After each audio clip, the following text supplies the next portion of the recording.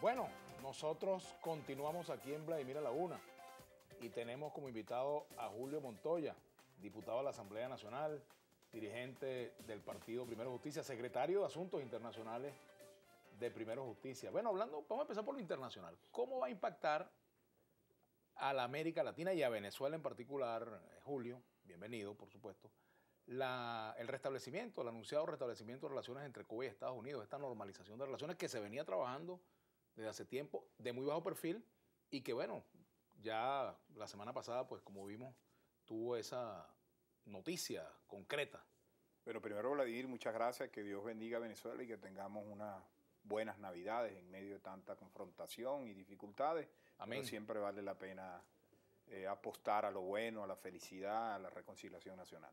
Bueno, primero eso es una buena noticia y no hay que ponerse con puntos medios ni nada por el estilo. Creo que el pueblo cubano merece la posibilidad de encontrar caminos de progreso, caminos de felicidad, y como hombre de América Latina, obvio que estamos felices y la posición formal de Primero Justicia es la de saludar esa iniciativa. Creo que eso va a impactar sobre todo América Latina y también va a ayudar a que el gobierno de Venezuela entienda que hoy las relaciones internacionales se manejan de otra manera. Debemos saludar la participación del Vaticano, la participación del Papa Francisco fue vital en este procedimiento. Ojalá puedan ayudarnos a nosotros también a encontrar caminos de reconciliación, caminos de entendimiento en tantos temas, sobre todo a propósito de un año. A mí no me gusta ser heraldo de malas noticias, pero de un año tan difícil como se nos presenta por esta combinación de inflación, escasez, precios petroleros bajos, etcétera. Todo indica que vamos a tener un año muy difícil, pero creo que eso es bueno para América Latina y va a cambiar Cuba. Tarde o temprano se van a iniciar caminos de democracia, caminos de progreso, de participación, y no hay otra cosa que alegrarse porque el pueblo cubano pueda tener un camino de encontrar ventanas de progreso. ¿Y va a cambiar Estados Unidos con este cambio en las relaciones con Cuba? ¿Crees que va a haber algún cambio de Estados Unidos hacia América Latina a propósito de esto? Es que yo creo que Obama hay que analizar en qué panorama está Obama. Obama está hoy en una minoría en el Senado, donde está, como ustedes saben, los republicanos, y ellos tienen una teoría en cuanto a América Latina y en cuanto a la política internacional de Estados Unidos bien distinta a la de Obama. Obama está quizás tratando de cambiar un poco la imagen internacional que tiene ya en su segundo periodo, pero bueno, no hay que descartar la buena fe.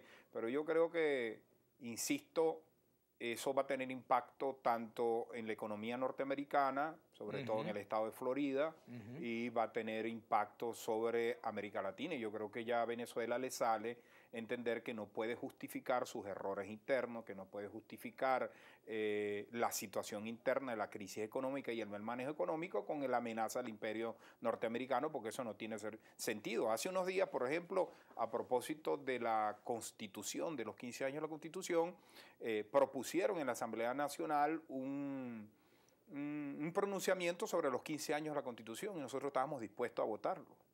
Pero el problema es que le metieron 15 años a la Constitución y la amenaza del imperialismo yanqui a propósito de los sancionados o de las listas de personas que están siendo solicitadas sancionadas por el Senado norteamericano. Y eso no puede ser. Yo creo, escuché también en Panamá al presidente Maduro decir que le pedía respaldo a América Latina contra las sanciones que Estados Unidos le está dando a Venezuela y al pueblo venezolano. Y eso no es verdad, eso es mentira. No hay ahorita planteado sanciones contra Venezuela ni contra el pueblo venezolano. Hay sanciones propuestas por algunos senadores, que ya está aprobado por el Senado norteamericano, sobre algunas individualidades que al parecer de ellos violaron los derechos humanos e hicieron fortunas producto de la corrupción, que es totalmente distinto a lo que está diciendo Maduro. ¿Ustedes esas sanciones las apoyan? A mí no me gusta ningún tipo de sanción de los norteamericanos, porque lo que hace es justificar una conducta en el gobierno nacional es como el tema aquello cuando nos oponíamos a las guarimbas. El gobierno justificaba en la guarimba todo. Bueno, ese tipo de sanciones el gobierno le sirve también para justificar su fracaso, sus errores, pero de todas maneras hoy los derechos humanos son un valor universal. Venezuela ha firmado convenios en materia de anticorrupción internacional y además el Senado o el Congreso de Estados Unidos está en su derecho autónomo a hacer lo que él quiera, como nosotros sancionamos en la Asamblea Nacional a conductas de otros países. Cada quien tiene autonomía y soberanía en tomar esas decisiones.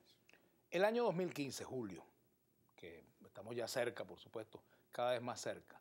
¿Cómo pinta para Julio Montoya el año 2015? Bueno, te decía al principio, no me gusta Hacía un adelanto, sí, heraldo de malas noticias, pero todo indica que vamos a tener el peor año económico de los últimos 60 años aproximadamente en Venezuela. No es una exageración. Todos los economistas saben que cuando en 4 trimestres consecutivos, que componen un año, disminuye el Producto Interno Bruto, se califica que el país entra en depresión económica. Pues Venezuela calculó un crecimiento económico de +4 en el último presupuesto y estamos terminando en -4, es decir, disminuimos 8 puntos porcentuales el Producto Interno Bruto. Pero quien nos escucha quizás no es economista y no entiende mucho esto del Producto Interno Bruto, eso es de crecimiento, eso es si hay inversión, si hay crecimiento económico, pues Venezuela ha tenido decrecimiento. Y eso cuando entra en depresión significa disminución del empleo, aumento del desabastecimiento y aumento de la inflación, que es lo que nosotros tenemos. Aparentemente, producto del último presupuesto, esto ha sido parlamentario, otra vez repiten el mismo error. Metieron un presupuesto donde calculan la inflación entre el 30 y el 35% y lo dicen por escrito. Pues ese 5% que no precisan ellos es el equivalente a la inflación, a la más alta inflación de cualquier país en América Latina. Te puedes imaginar solo el aproximado de ellos, pero por tercera vez ese presupuesto no dice la verdad. Calculan el dólar en 6.30 otra vez. Y alguien dirá, bueno, es que lo que ellos dicen popularmente es que nosotros compramos en bolívares. Eso no es verdad. Es verdad que nuestra moneda es el bolívar, pero los precios los establece el dólar, porque si de cada 10 productos, 8 los traemos del exterior, un jean vale el equivalente al dólar, un zapato, un teléfono, esa tabla, un vaso, todo eso está calculado en dólar. Entonces, si le aprueban a la Universidad de los Andes o a la Universidad del Zulia, por ejemplo, lo que le aprobaron 3.000 millones, a 6.30, cuando la universidad vaya a comprar un reactivo, no lo va a comprar a 6.30. Ni cuando vaya a comprar el jean del trabajador lo va a comprar a 6.30. Es decir, estamos aprobando un presupuesto deficitario. ¿Qué estamos planteando nosotros? No solo estamos diciendo que va a haber problemas, sino que le estamos planteando soluciones. Le estamos diciendo 3 cosas.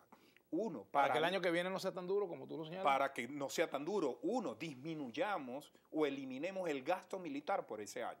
Eso nos podría llevar a ahorrar 4.500 millones de dólares, por ejemplo, que tenemos comprometidos en armamento con Rusia. Disminuyámoslo, eliminamos por un año. Paralicemos Petrocaribe, no estoy diciendo que lo eliminen porque para no caer en contradicciones por el concepto de solidaridad, pero en un momento en que el precio ha bajado, en un momento en que el problema nuestro, Vladimir, no es solo precio. El problema de nosotros es producción. ¿Por qué digo esto? Porque si producimos 2.800.000 barriles de petróleo, tenemos 700 comprometidos en el consumo interno, ¿no? Le debemos casi 600.000 diarios al fondo chino. Ojo, ¿por qué lo digo 600? Porque es que el acuerdo del fondo chino establecía que si bajaba de $60 el barril, teníamos que aumentar la cantidad de barril, que es lo que está ocurriendo. Entonces, 700 más 600 son 1.3. Entonces, Petrocaribe son 320 más. Entonces, son 1.600. Tenemos para vender 1.200.000. Estamos proponiendo paraliza ahorita Petrocaribe mientras tengamos mejores condiciones. Así nosotros nos podemos ahorrar cerca de 12.000 millones de dólares que necesitamos para nuestra economía. El otro tiene que ser inevitable, tiene que ser la disminución del gasto público, es decir, mantener el viceministerio de la Suprema Felicidad no tiene ningún sentido en este momento. Es decir, bajemos el tamaño del Estado, eliminemos o paralicemos Petrocaribe, eliminemos la compra de armas y nos podemos ahorrar 12.000 millones de dólares que necesitamos en este momento. Ahora, Julio, eso implica también la toma de algunas decisiones en el ámbito económico. Más allá del recorte del gasto, hay decisiones de carácter económico. Se habla de la unificación cambiaria, eso puede tener un impacto. Se habla del aumento de la gasolina.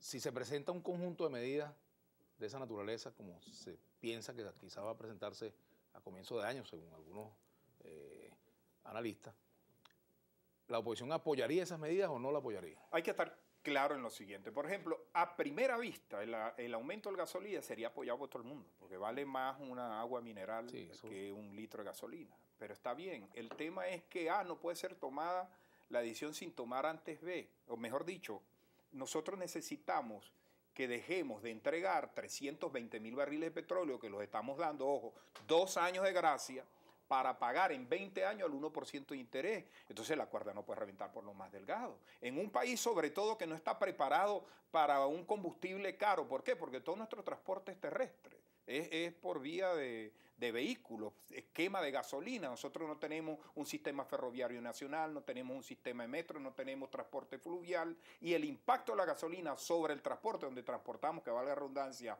bienes de consumo, comida, todo es bien alto. Por lo tanto, es una decisión que hay que tomar con claridad.